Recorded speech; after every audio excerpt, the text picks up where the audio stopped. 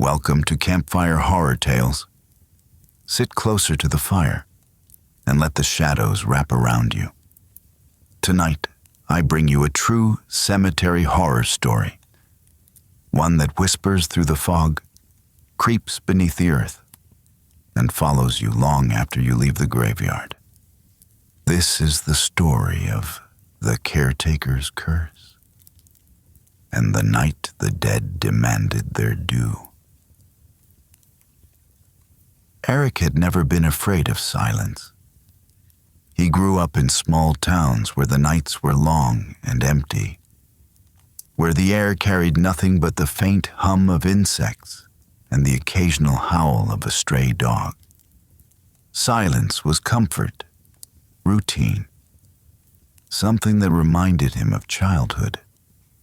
So when the caretaker position opened at Ravenhill Cemetery, he thought it would be easy money. A few night shifts in exchange for quiet hours, a chance to study in peace, maybe even time to think about his future.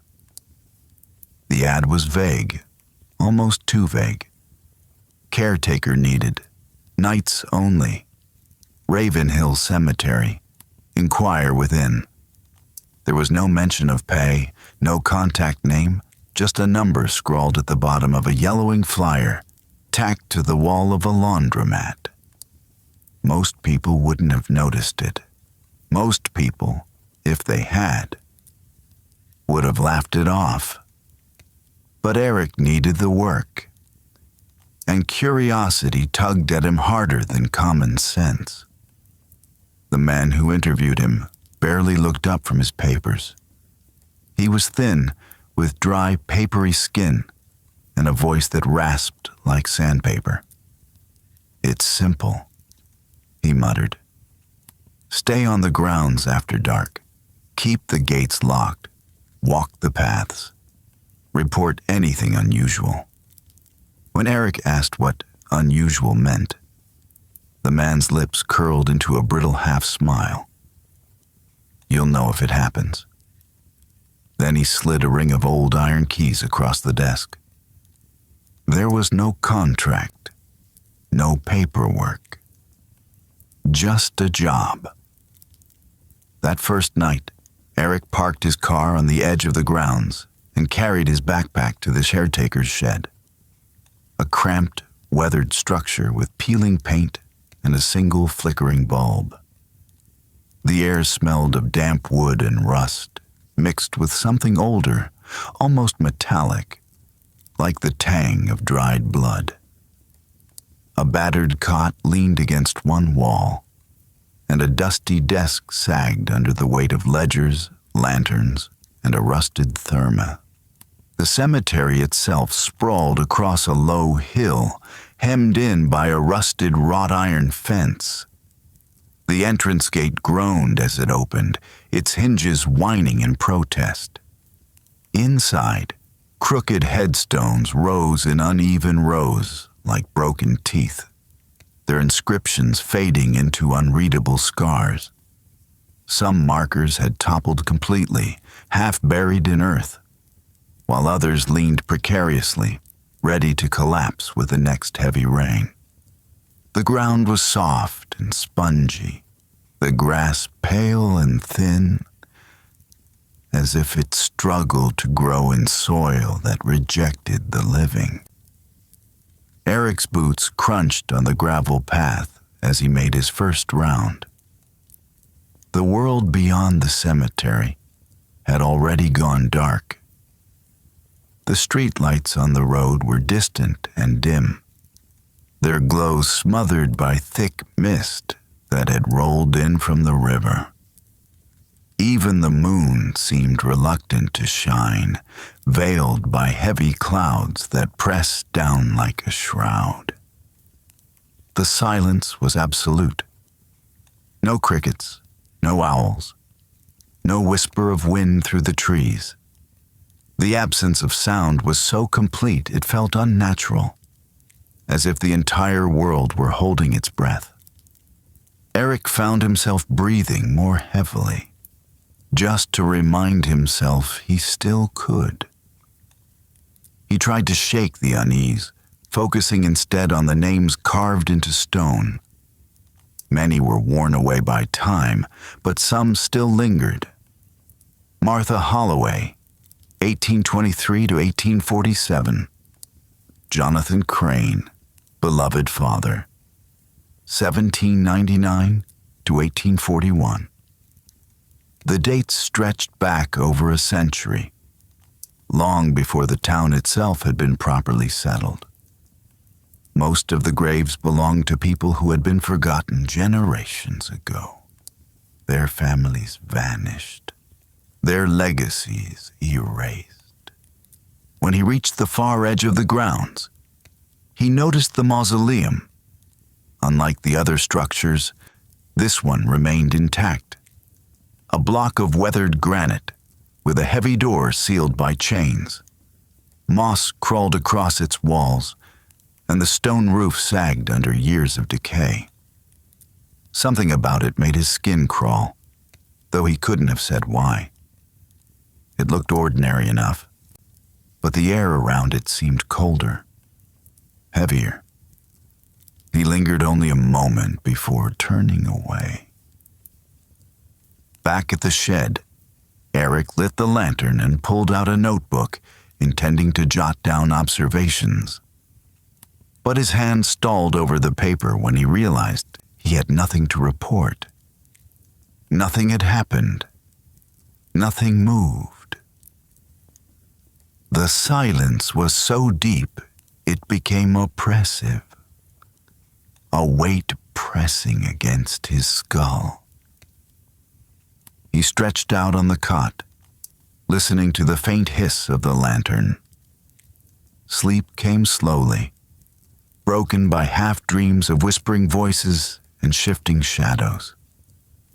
When he startled awake, the lantern had burned low, and the shed was filled with dim orange light.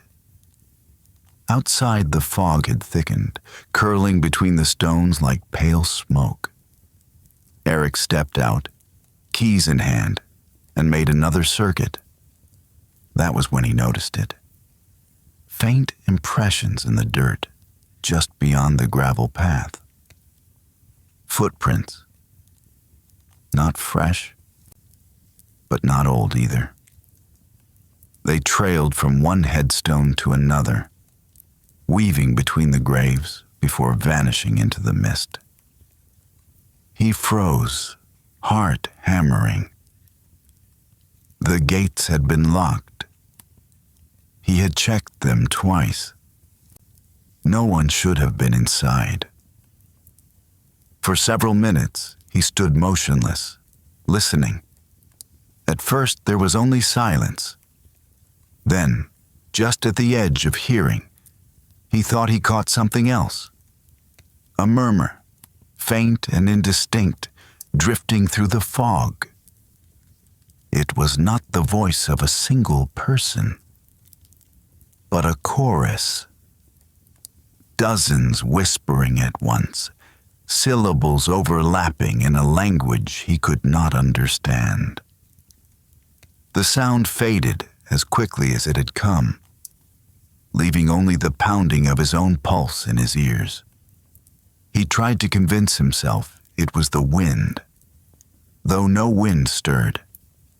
Perhaps it was the fog itself, funneling sounds from the road. That had to be it. Still, he could not shake the feeling that the cemetery was watching him. He finished his patrol in haste, returning to the shed and slamming the door behind him. His hands trembled as he set the lantern back on the desk. The glow illuminated the clutter, casting long shadows across the walls. One of the old ledgers lay half open, its pages filled with neat, cramped handwriting. The ink had faded to a pale brown, but the words were legible. "They are restless tonight." Eric closed the book quickly, though his stomach had already knotted. He told himself it was just the ramblings of some former caretaker, bored and superstitious. But as he lay back on the cot, staring at the cracked ceiling, he could not forget the sound of those whispers rising from the fog. Silence had never frightened him before. Now it felt like something alive, breathing against his neck. And it was only his first night.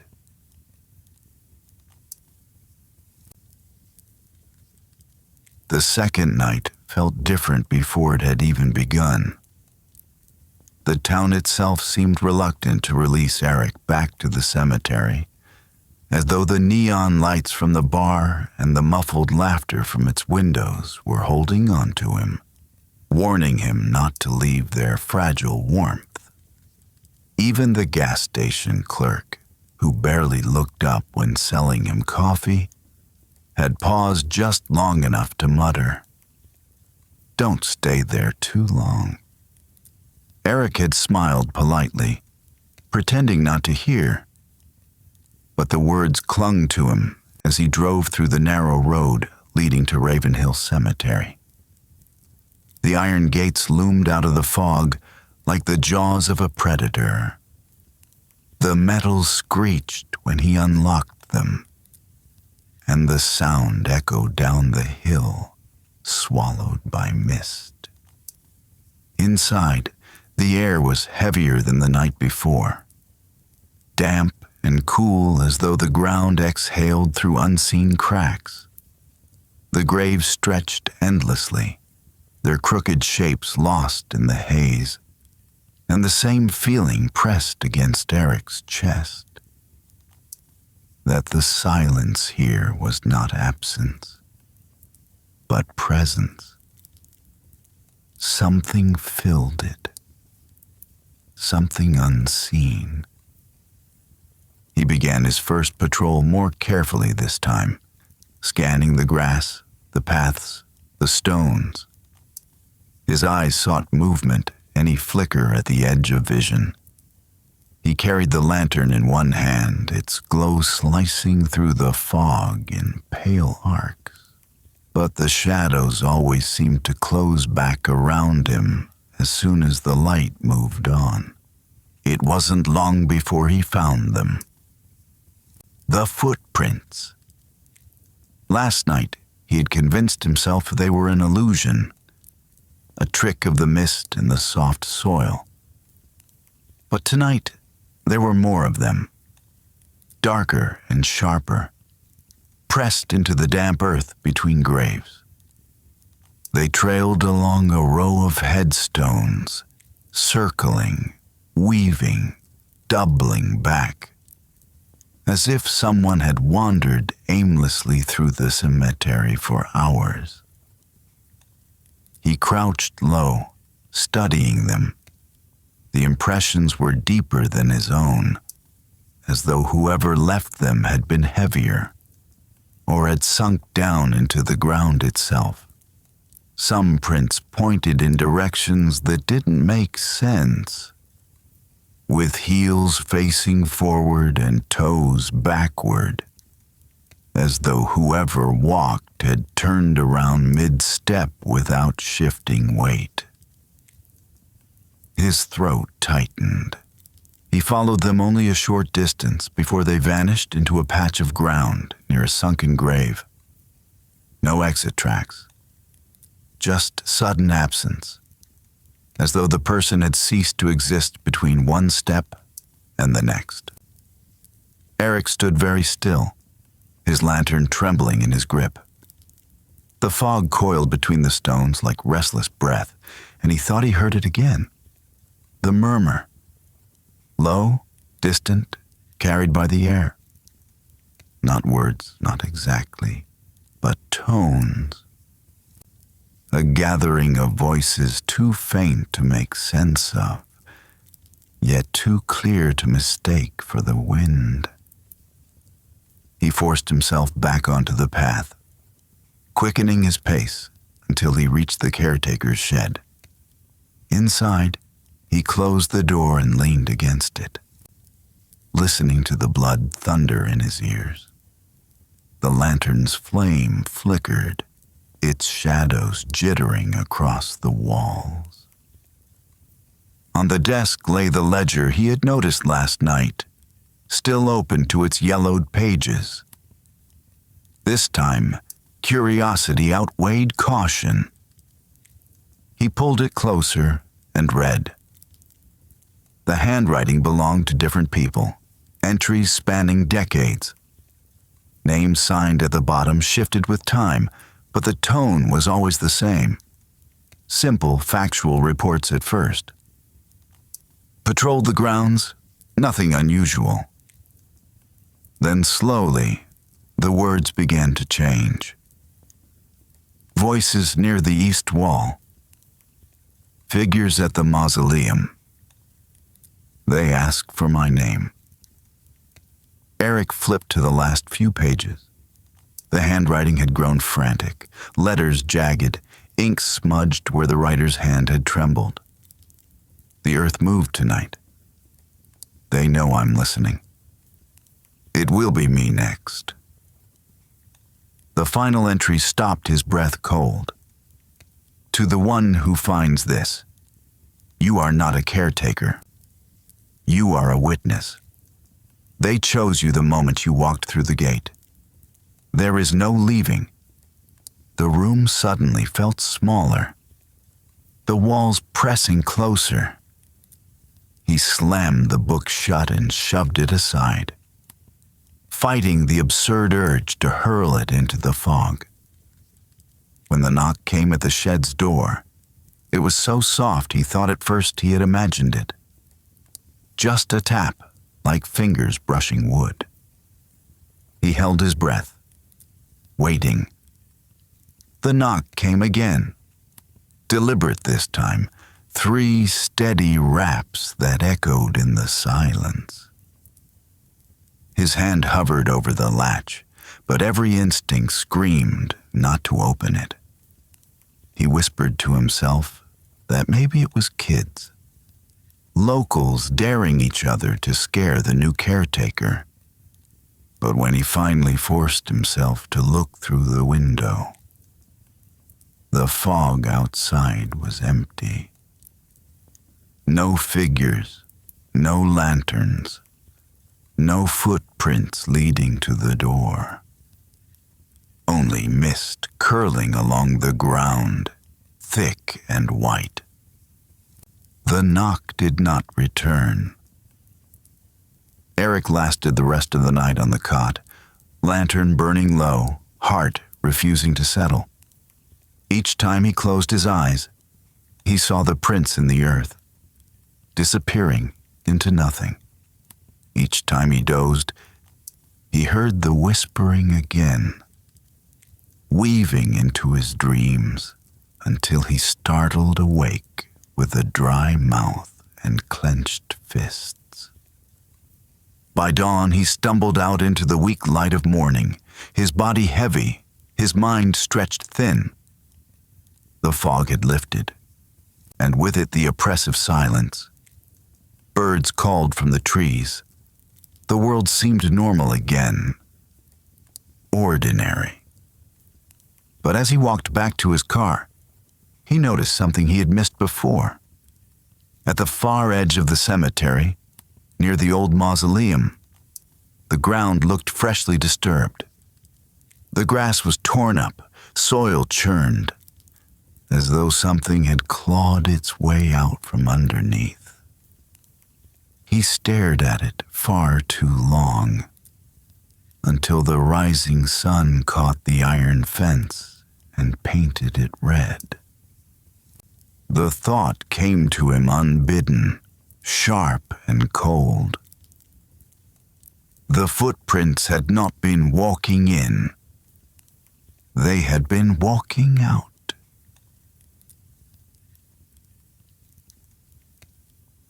Sleep clung to Eric like a damp shroud, heavy and restless.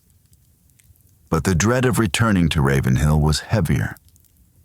By the third night, A strange pull had already begun to take root in him, as though the cemetery itself were summoning him back. He told himself it was obligation. He needed the money, needed to prove he wasn't just another weak-willed dropout who quit when things got strange. Yet a quieter part of him wondered if he had already crossed a threshold, one that could no longer be undone. The sun had not fully set when he arrived, but the cemetery was already swallowed in a pale half-darkness. Clouds rolled low, smothering the last glow of twilight, and a thin drizzle slicked the gravel path. The air smelled of rain and iron, sharp enough to sting the back of his throat. The gates groaned open as if reluctant to let him in. Tonight, he carried more than a lantern. The old journal from the shed weighed against his backpack, its cracked leather cover slick beneath his fingers. He had tried not to take it, tried to leave it where it belonged, but the thought of those frantic words festering in the dark made his skin crawl. It felt better to keep it close, though the weight of it seemed to grow heavier with every step. He set the lantern down inside the shed, lit it, and opened the book. The handwriting from decades past stared back at him in thin, spidery lines. At first, the entries had been practical, even mundane. Patrol times, notes about repairs to the fence, the number of graves cleaned. But slowly, page by page, the tone shifted. The handwriting grew uneven, words pressed harder into the paper. The writers began to describe disturbances, whispers in the mist, the sound of chains dragging along the gravel. One caretaker claimed to have seen hands pushing up from beneath the soil, only for the ground to be smooth again by dawn. Eric flipped further. Mid-century pages bore ink splotches where the pen had shaken. They are hungry tonight. Do not answer when they call my name. Something waits inside the mausoleum. His pulse quickened. The mausoleum. The image of that granite block flashed in his mind, the chains clinging to its door. He had passed it twice now, but had never drawn close.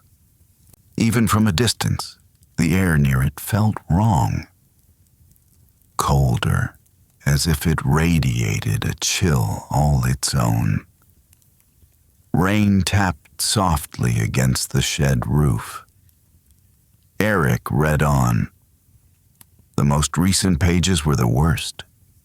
The entries became erratic, sentences cut short, scrawled across margins, as if the writer had been desperate to record every fleeting thought before it vanished. They stand at the edge of the fog.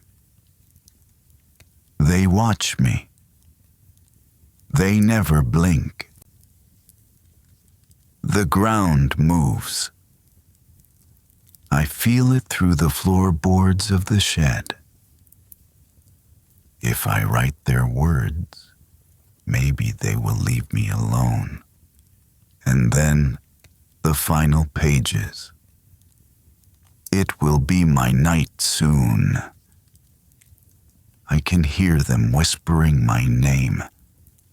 They ask me to open the door. Eric's chest tightened. His eyes drifted toward the shed's own door, half expecting to see pale fingers curl around the wood. The journal slid from his hands and landed on the desk with a dull thud, its pages fluttering open to that same sentence again, as though the book itself demanded he read it twice. They asked me to open the door. He rubbed his eyes and exhaled, forcing himself outside. The drizzle had thickened into rain, pattering against headstones, streaking the iron fence in black rivulets. The lantern hissed as drops struck its glass. He began his patrol, boots squelching in the mud, his breath white in the damp air.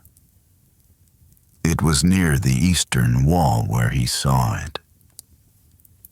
Between the stones, a figure stood in the fog, too far to make out clearly, but tall, rigid, motionless. For a moment he thought it was simply another statue, one of the angelic monuments with outstretched wings. But as he moved closer, the fog shifted and the figure seemed to retreat. Not walking, sliding backward, dissolving into the mist until nothing remained. Eric's heart pounded. He raised the lantern high, its glow scattering across rain-slick marble. But the space was empty. Only graves. Only shadows. He told himself to keep moving, but his feet carried him toward the mausoleum instead. The building rose from the earth like a scar, its stone walls darker in the rain. The chains around the door were rusted but intact, coiled like serpents across the threshold. Rainwater trickled down its face, pooling at the base where the ground sagged. And there it was again. The whispering. Low, muffled, impossible to trace. It seemed to come from everywhere at once.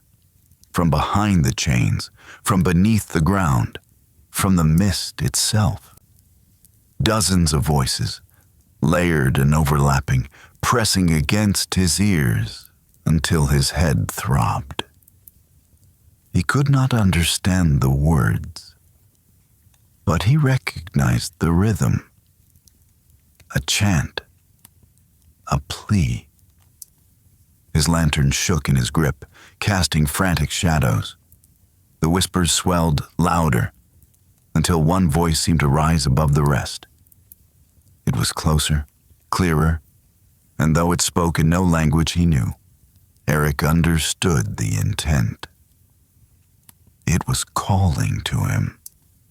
He staggered back, nearly dropping the lantern. Mud sucked at his boots as he turned and forced himself away from the mausoleum, back down the path, past the graves with their hollow names. The rain blurred everything into streaks of gray, but still he felt watched, followed, measured. By the time he reached the shed again, he was trembling. He set the lantern down, shut the door, and collapsed onto the cot, his breath ragged. The journal lay open on the desk, its pages fluttering in the draft. He glanced at it despite himself. A sentence had appeared where none had been before. The ink was wet, smudging at the edges. He has seen us. Eric's skin turned to ice. He slammed the book shut, shoved it into his backpack, and sat in the silence, listening to the rain and the frantic beat of his own heart. Morning brought no peace. Eric had left the cemetery with the sky pale and raw above him. But even in daylight, the memory of the whispers clung like mildew to his thoughts. At the diner, where he tried to force down cold eggs and burnt coffee, he found himself staring at the locals around him. Their conversations dipped into silence when he entered, their eyes lingering too long. Some watched him with open suspicion, others with something harder to name. Pity, perhaps. or fear disguised as indifference. He asked the waitress, an older woman with tired eyes, how long Ravenhill had been there. Her lips pressed into a thin line. "Longer than the town," she said, setting his plate down with a sharp clatter. That was all. She turned away before he could ask more. Later, outside, the air smelled faintly of rain and ash. An old woman shuffled past, leaning on a crooked cane. She stopped when she saw him, her clouded eyes narrowing. Her voice came out cracked, brittle as old wood. "Don't let them hear your name," she said. And before he could respond, she was gone, swallowed into the alley shadows. By the time Eric drove back to the cemetery for another night, dread had hollowed him out. Each turn of the car's tires seemed to drag him deeper into inevitability. The gates stood waiting, black and wet from the afternoon rain. He almost didn't unlock them. Almost. The shed felt colder than usual, as if someone had left the door open while he was gone. He lit the lantern quickly, setting its glow against the dark. The journal lay on the desk where he had abandoned it, but he refused to touch it again. His skin crawled at the memory of those fresh words on its page. The night thickened fast. The fog rose like it had been waiting for him, curling between the stones, swallowing his footsteps. His patrol led him toward the eastern rows, where graves slouched and leaned into each other like drunken men.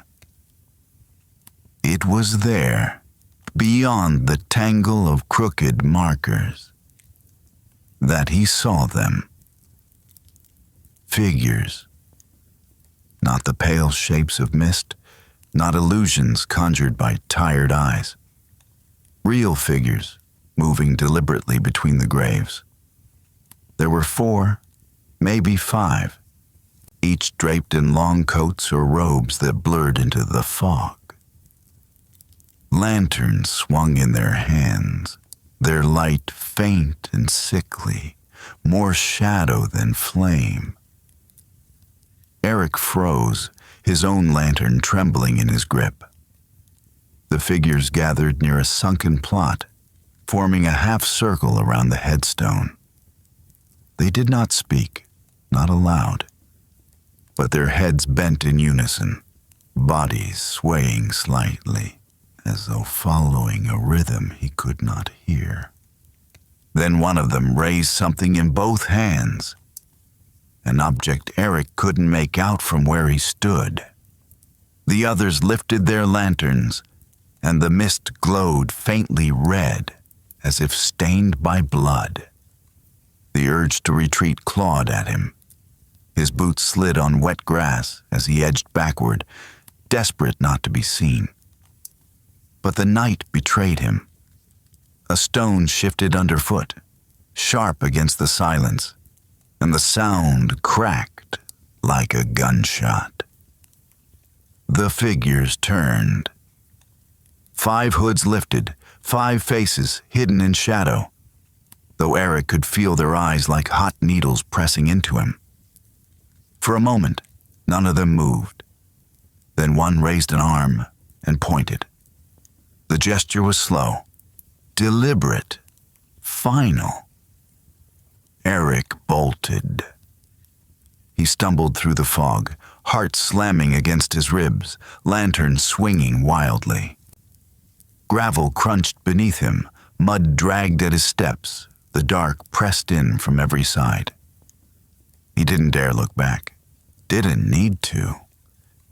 He could feel them behind him, not running, not chasing, but following with the inevitability of a tide rolling toward shore. The shed loomed ahead, its door faintly ajar. He burst inside, slamming it shut, fumbling with the latch until his fingers ached. He collapsed against the wall, chest heaving, ears straining for any sound outside. Silence. And then a voice. Not the chorus of whispers, not the shifting tones from the mausoleum.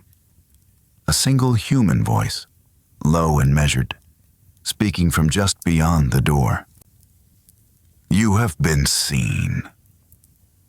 Eric's skin went cold.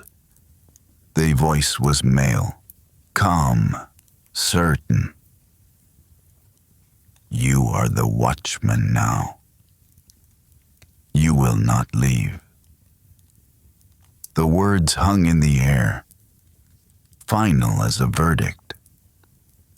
Then footsteps receded, soft against the gravel, swallowed by fog. He waited hours before daring to move. The lantern burned low, sputtering against the dark. Every creak of the shed, every gust of damp air through the cracks in the wood, made him jolt. When at last he gathered enough nerve to peek outside, the cemetery was empty once more. But as he walked the path at dawn, exhausted and hollow, he noticed something new. At the base of the mausoleum, someone had left offerings. Small bundles wrapped in cloth, dark stains seeping through. Bones, he thought. Animal bones, maybe. Or not. The chains on the door were streaked with fresh rust, as though touched by wet hands.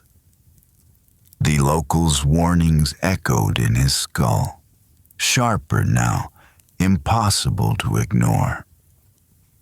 Don't let them hear your name. You will not leave. The cemetery had been waiting for him.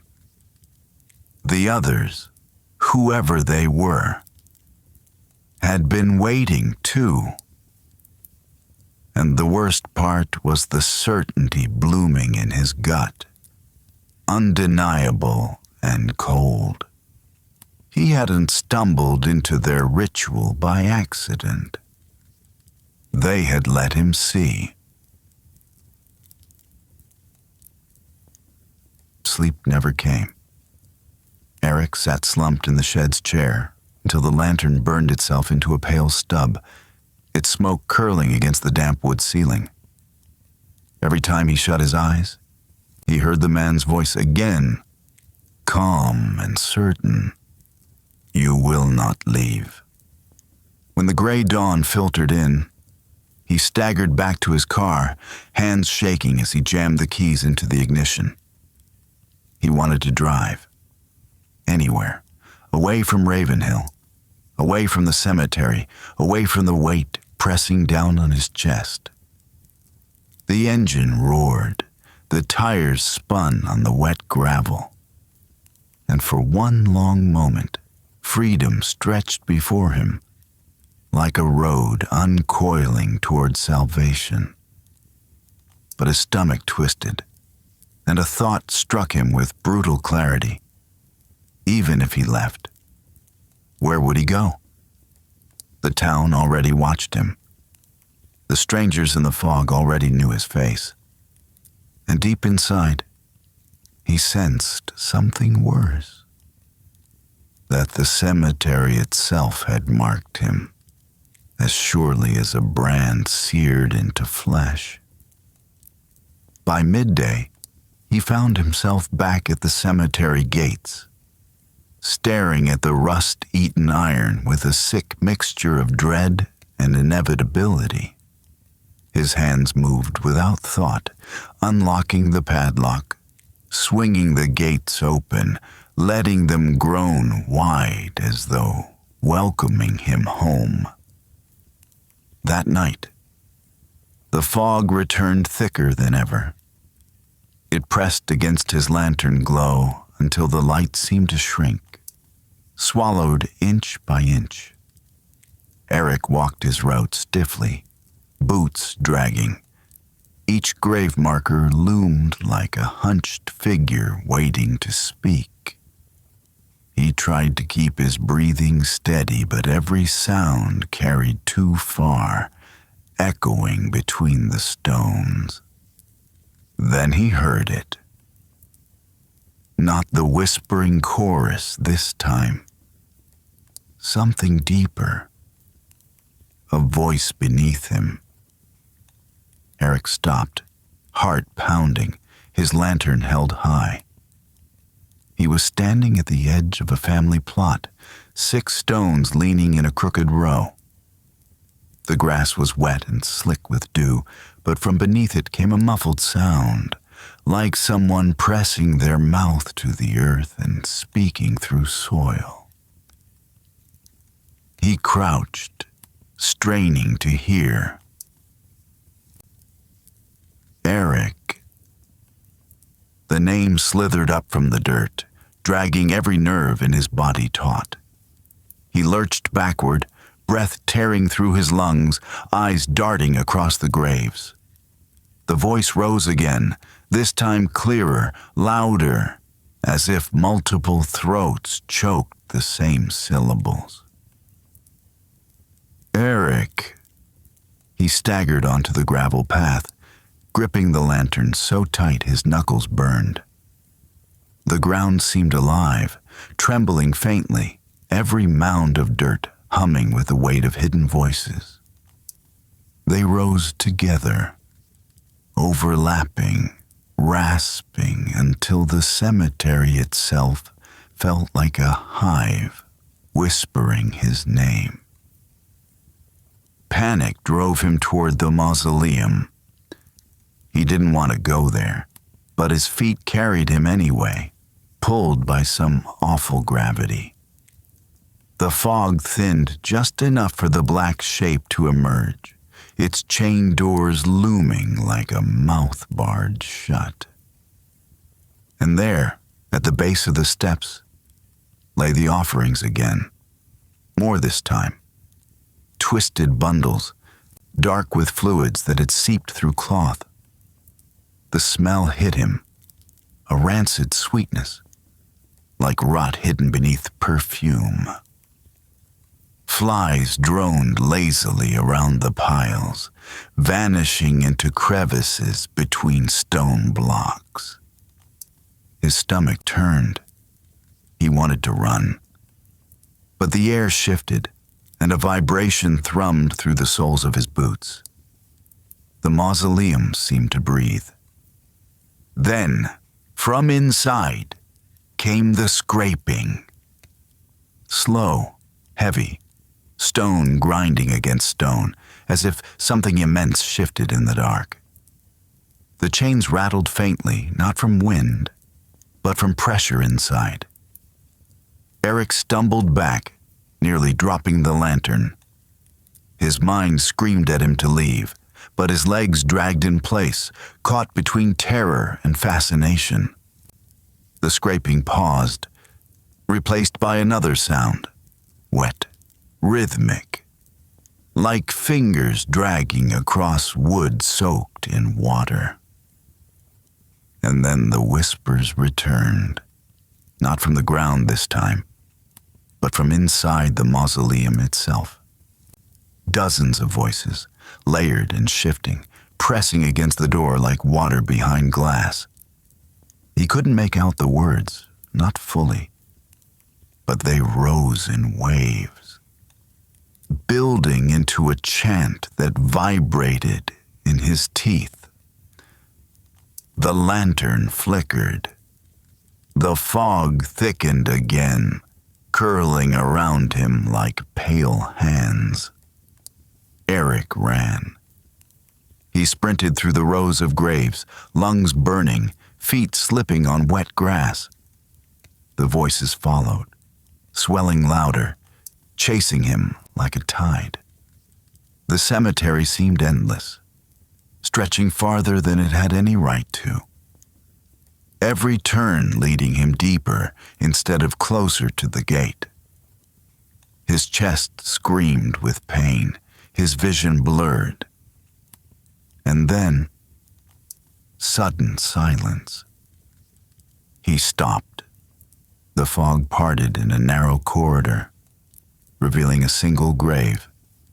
The headstone was smooth, newer than the others, its lettering clear even in the weak lantern light. Eric Ward. His breath stopped. Beneath his own name were dates. Birth correct. Death this year. This month. This night. His hand shook as he reached forward, touching the cold stone. The moment his fingers brushed it, the soil split open. Not wide, not like a grave being dug, but a thin crack that exhaled damp, fetid air. And through that breath came the voices again, shrill and hungry. You will not leave. Eric fell backward, scrambling away, dirt clinging to his hands. His lantern crashed against the ground, glass shattering, flame hissing out. Darkness swallowed him whole. The last thing he heard before unconsciousness pulled him under was the sound of something crawling beneath the soil. Something with too many limbs, dragging itself upward. When Eric awoke, his body was stiff and soaked with cold. Damp earth clung to his clothes, and the air smelled of mildew and iron. His lantern lay shattered beside him, its glass scattered like brittle teeth. For a long moment, he didn't move. He was afraid that if he opened his eyes fully, he would see the grave with his name again, open and waiting. But when he sat up, the marker was gone. Only a patch of churned soil remained, slick with dew and darker than the rest, as though blood had seeped into it. The sky above was still black, not yet touched by dawn. Hours must have passed, yet the night had not changed. The cemetery felt suspended, locked in some timeless hour when no morning could break through.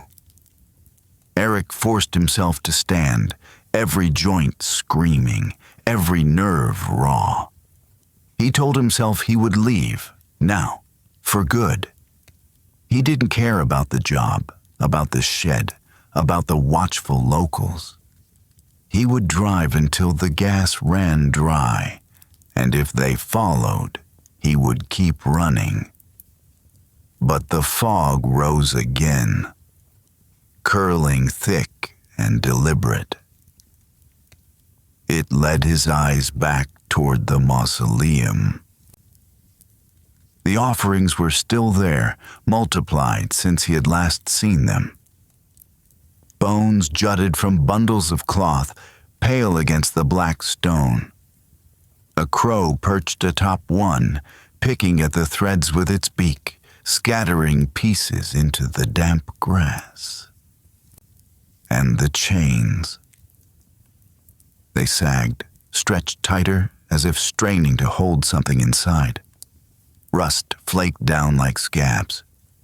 Beneath the iron links, the door pulsed. Not swung, not shifted, but pulsed, like flesh beneath skin.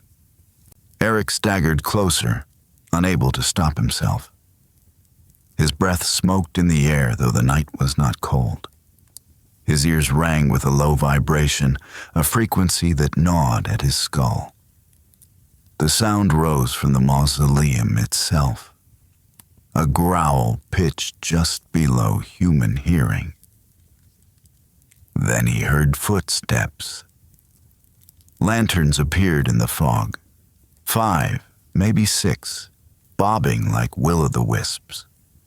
The figures returned, their robes trailing wet across the grass. They approached the mausoleum with a measured pace, forming their half-circle again. No words passed between them, yet their presence filled the night with intent. Eric froze behind a leaning headstone, barely daring to breathe. One of the figures stepped forward. From beneath his robe, he pulled a blade. Not a knife, not a tool, but something ceremonial, its edge dull and blackened. He knelt before the chained doors and drew the blade across his palm. Blood welled, dark and slow, dripping onto the offerings below. The others lowered their lanterns. Their light dimmed as if swallowed, casting the mausoleum in a sick red glow. The chains rattled. Once, twice, then violently, as though enormous hands slammed against the inside. The figures did not flinch. They swayed gently, robes stirring with a rhythm Eric could not hear. A voice rose from the mausoleum, not whispering this time, but bellowing, a guttural roar that shook the graves. The earth vibrated under Eric's boots, cracking soil, tilting headstones. The sound was layered, hundreds of throats speaking through one, demanding release. The leader pressed his bleeding hand to the stone door, and the mausoleum answered.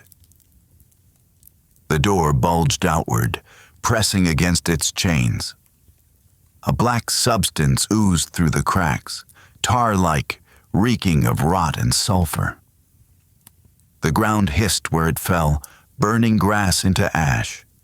The air thickened, hard to breathe, each lungful like swallowing smoke. Eric's chest tightened. His mind screamed at him to run, but his legs remained anchored, caught in the gravity of the ritual. He could not look away. The voices inside rose again, now clearer, sharper, breaking into words. He is ours, the watchman, the offering. Eric clutched his ears, but the words burrowed straight into his skull. He stumbled backward, crashing into a stone, and the sound echoed like a gunshot across the graveyard. The figures froze. As one, their heads turned toward him. Faces still cloaked in shadow, but he felt their gaze pierce his marrow. The leader's arm rose, and the blackened blade gleamed faintly in the red glow. "Bring him," a voice commanded, not spoken aloud, but inside Eric's mind. The ground shifted. From beneath the soil, shapes began to stir. Thin, skeletal hands burst upward, fingers clawing at the air. Graves split open as bodies dragged themselves free, half-rotted, eyeless, their jaws unhinged in silent screams. They clawed toward him, slow but relentless, dirt cascading from their hollow chests. Eric bolted. He sprinted through the rows, heart hammering, dodging broken stones and skeletal arms reaching for his legs. Lanterns bobbed in pursuit, their glow cutting through fog. Behind him, the mausoleum roared, the chains shrieking as they strained closer to breaking. The path twisted wrong, graves stretching endlessly. No matter which way he turned, the fog funneled him back toward the mausoleum. His lungs burned, his vision blurred, but still he ran, until he collapsed at the gates. Locked. The iron bars loomed before him, chained shut, padlock rusted solid. He rattled it, pulled, slammed his shoulder against the gate, but it would not budge. Behind him, the voices closed in, layered and merciless. Watchmen, offering hours. Eric pressed his forehead to the bars, chest heaving, despair crushing him flat. He realized then the truth that had been circling since his first night. The job had not chosen him. The cemetery had. And the chains, the whispers, the sullen eyes of the townsfolk, all of it had been leading him here. The mausoleum roared again, louder, closer, as if the doors were moments from splitting open. And Eric understood. If it broke free, it would not only take him. It would take the town, the valley, everything. He was not just the watchman. He was the lock.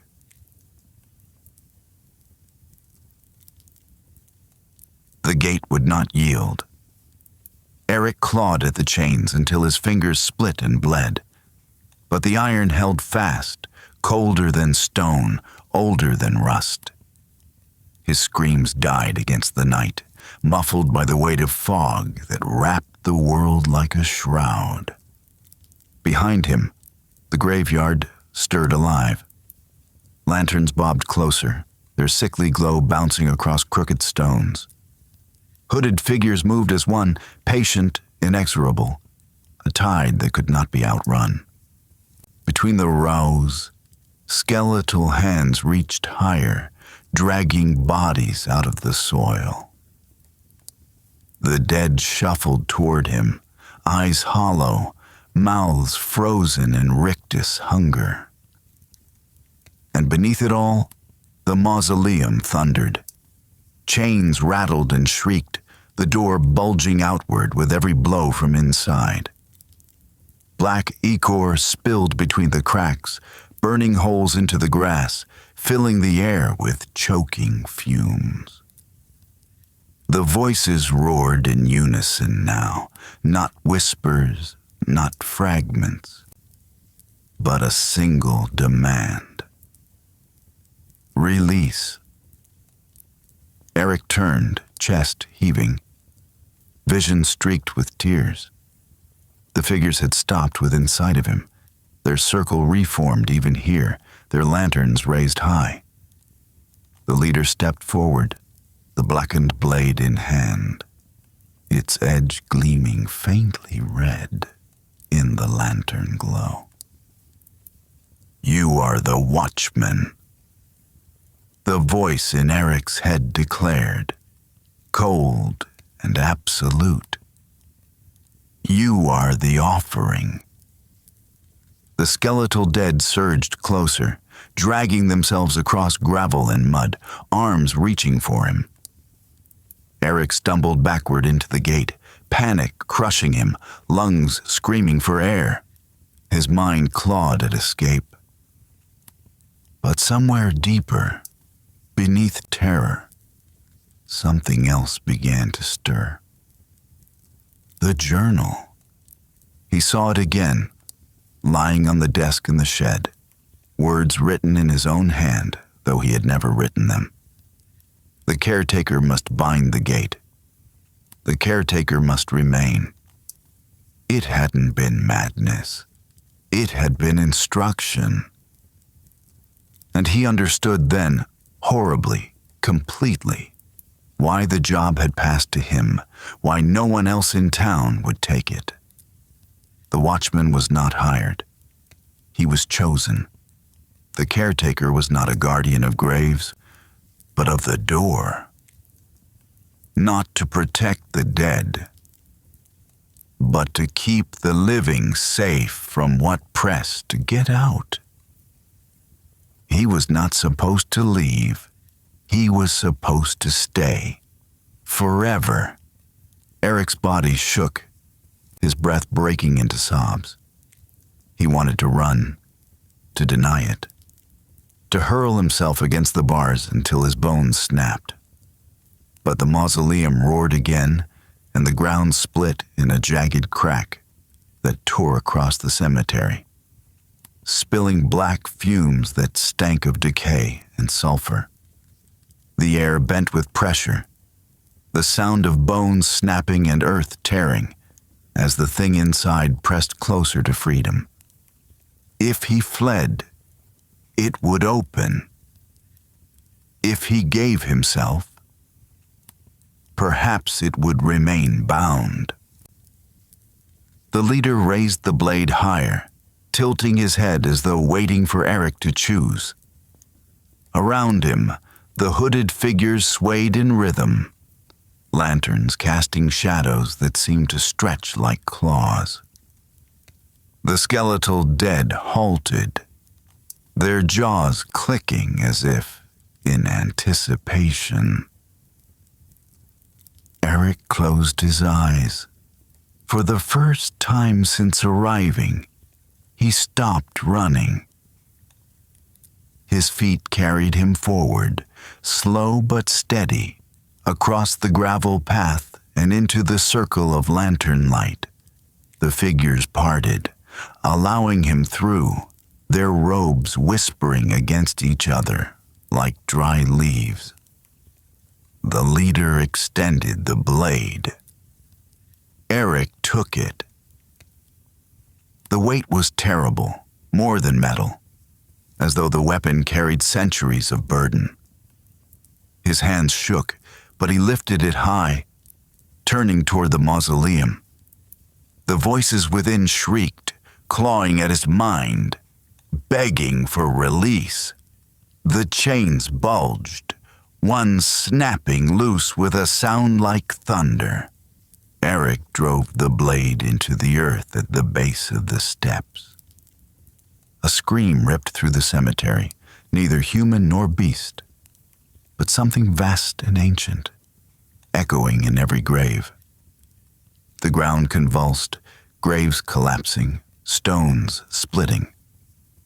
The skeletal dead crumbled back into dust, their arms collapsing into piles of brittle bone. The hooded figures dropped to their knees, swaying violently, lanterns flickering. The mausoleum's door shuddered, chains pulling taut, dragging the bulging stone back into place. Black ichor hissed and retreated, sucked inward as though the earth itself was inhaling. The air grew still, the fog thinning slightly, though the stench lingered. Eric knelt, hands pressed to the dirt where the blade stood. The vibrations slowed, then ceased. Silence spread, heavy but absolute. When he opened his eyes, the hooded figures were gone, vanished into fog, leaving only the lanterns, their flames guttering before winking out. The cemetery lay ruined, graves torn, soil cracked. But the mausoleum stood bound once more. The chains hung heavy, rust flaking, but secure. Eric rose on trembling legs. He turned toward the gate, unlocked now, the padlock broken, the bars ajar as though mocking him with freedom. But he didn't move. The weight of the blade still burned in his hands, though it had dissolved into nothing. He knew, with the same certainty as breath, that if he stepped through those gates, the chains would weaken again. The voices would rise, the earth would split, and everything beyond Ravenhill would fall. The caretaker must remain. The shed awaited him, dim and damp, with the journal open on its desk. He saw new words etched into the page, in his hand, but not his choice. Eric Ward, caretaker, keeper of the gate, his chest hollowed with despair, but also a strange finality. He understood now. He had been chosen, and there was no end but this. Outside, the fog settled calm across the graves. The mausoleum lay silent, but its presence throbbed beneath the earth. Patient, eternal. Eric sat in the shed's chair, lantern lit, waiting for the next night. And the next. And all the nights that would follow, until the cemetery swallowed his name into its soil, and another watchman came to take his place.